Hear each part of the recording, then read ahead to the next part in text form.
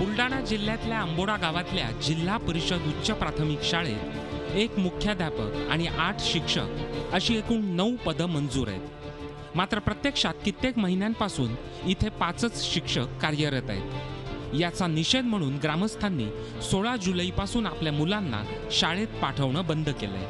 माझी मुलगी इयत्ता 7वी मध्ये मपुमा शाळा आंबोळा येथे शिकत आहे। इथे शिक्षकांची कमतरता असल्यामुळे व आम्ही वारंवार शिक्षकांची मागणी करूनही आजपर्यंत शिक्षक न आल्यामुळे मी तिचा शाळा सोडण्याच्या दाखल्याची मागणी करीत आहे। शाळेत शिक्षक नाही आहेत आणि माझे बाबा मला शाळेत पाठवत नाही। त्यामुळे दररोज शिक्षक शाळेत येऊन नुसते बसून राहतात। म्हणजे 8 शिक्षक आणि एक मुख्याध्यापकाची 9 पदं आहेत, परंतु सध्याच्या स्थितीला 5च शिक्षक कार्यरत आहेत।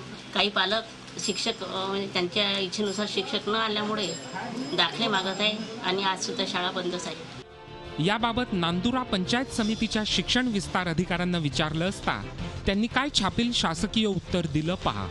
ज्या वेळेस आपल्याला जिल्हा परिषद कडून शिक्षक येतील तेव्हा प्राधान्यक्रमाने आंबोड्याची जी पूर्तता आहे ती केली जाईल।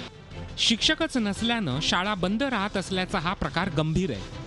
याकडे शिक्षण विभागानं तातडीनं लक्ष देणं गरजेचं आहे। संतोष लोखंडे, झी मीडिया, बुलढाणा। झी 24 तास रहा एक पाऊल पुढे।